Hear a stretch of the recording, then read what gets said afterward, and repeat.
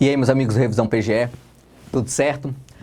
Vamos hoje falar das consequências do coronavírus, Covid-19, na sua preparação para concursos, tá? Gostaria de estar trazendo um tema mais alegre, mais divertido aqui, mas eu acho que esse é o tema importante. Eu acho que, sinceramente, eu tenho alguma coisa, talvez, a contribuir para você aqui nesse vídeo.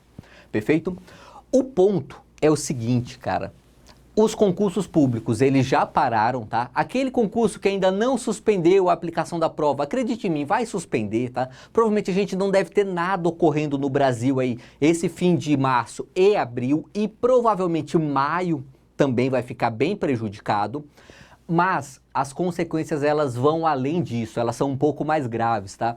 Eu entendo que o ano de 2020 é um ano praticamente perdido para fins de concursos públicos, tá?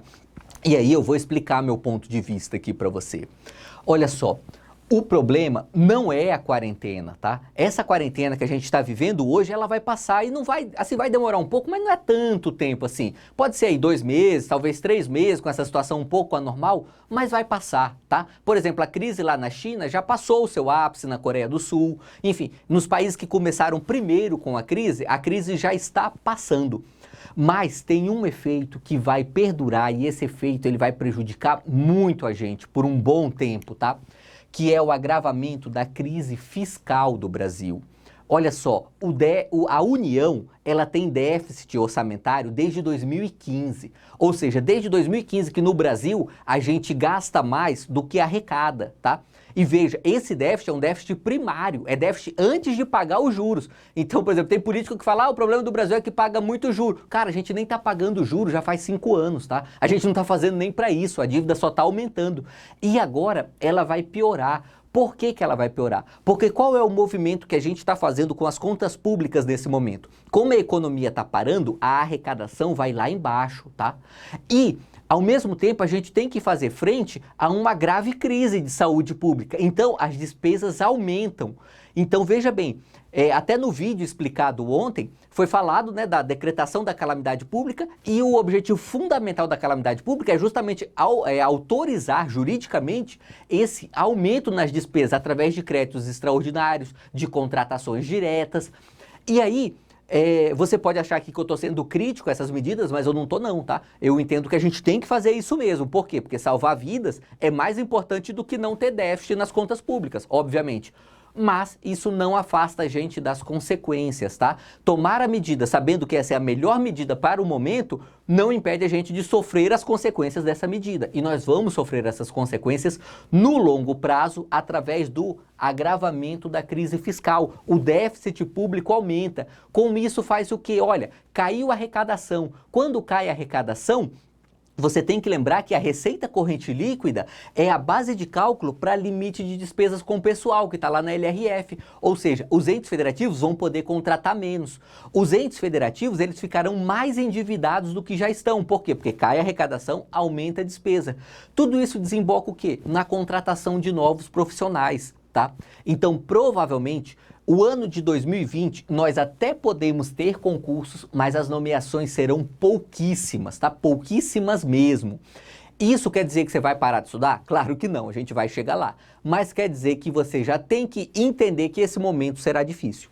2020 nós teremos pouquíssimas nomeações e 2021, exceto se a economia der uma guinada muito forte, o que é um cenário bem improvável, nós também teremos um 2021 bem difícil do ponto de vista fiscal, tá?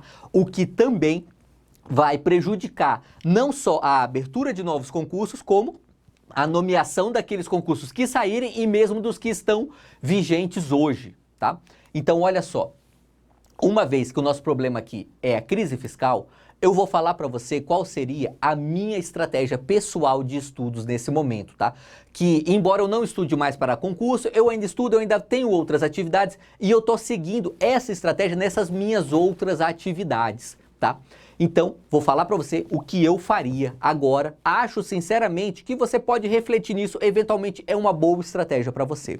Olha só, o primeiro aspecto, eu iria fazer um estudo de base, tá? Veja bem, provavelmente não, é certeza que nós não teremos concursos aí, provas de concurso nos próximos 2 ou 3 meses.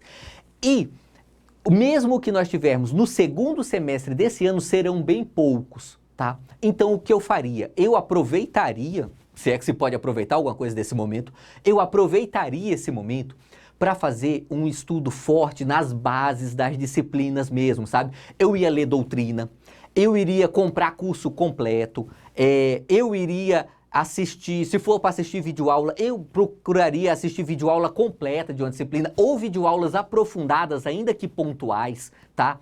Eu deixaria um pouco de fazer esse estudo com muita pressa, esse estudo acelerado, porque já tem um edital aqui, a gente vai ter uma prova daqui 1 mês, vai ter outra prova daqui 2 meses.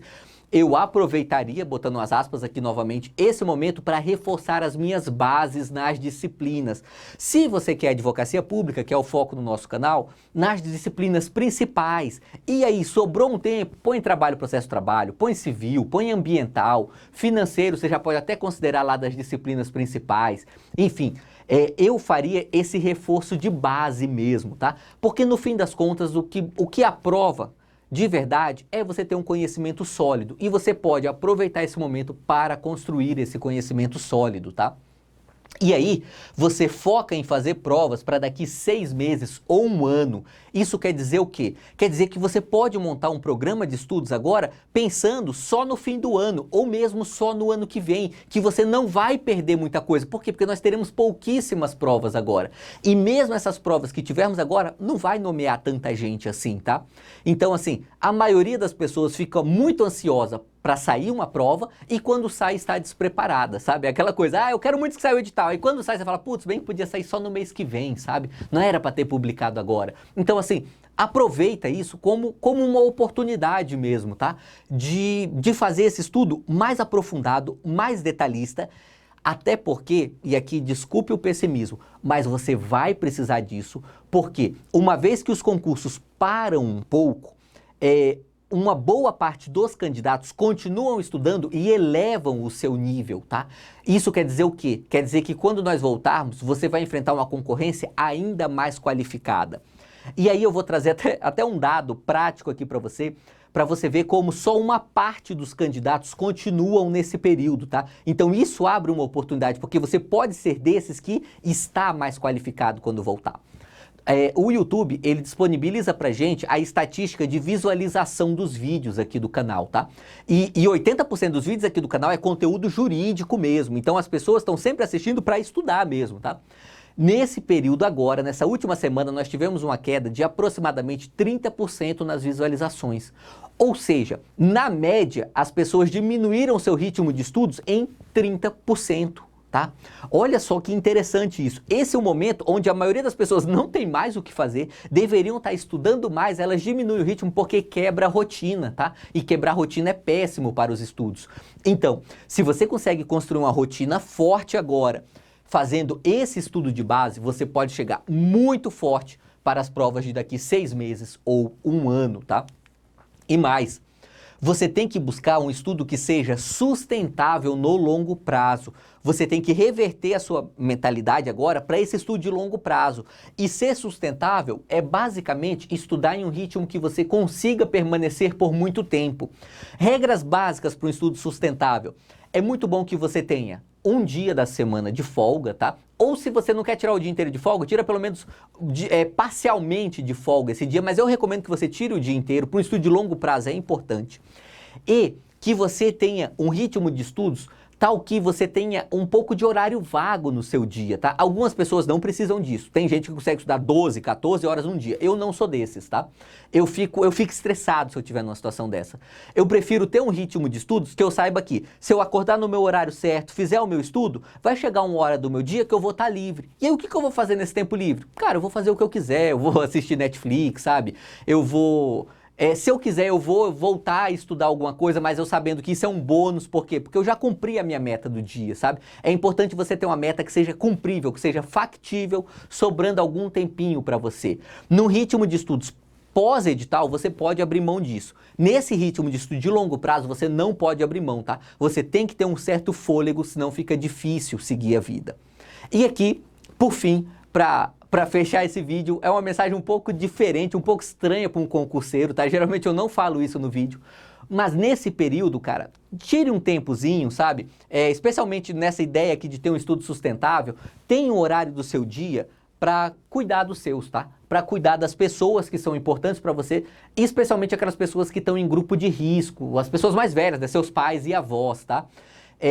Tira um pouquinho do tempo do seu estudo e vai fazer o supermercado para eles, sabe? Vai fazer esses eventos externos que não é recomendável para idosos fazer agora, enfim. Acredite em mim, você não vai reprovar na prova porque você perdeu meia hora indo fazer o supermercado para sua avó, tá? Não é isso que vai te prejudicar no longo prazo. O que vai te prejudicar no longo prazo é não ter disciplina e não ter um estudo sustentável. Você pode sim, e eu recomendo que você o faça, tirar um tempinho agora para cuidar daquelas pessoas que são próximas de você, que precisam e que faz parte vamos dizer assim, da sua saúde mental, saber que elas estão bem e que você está fazendo o melhor por elas. Perfeito? Por esse vídeo é isso aí e vamos juntos.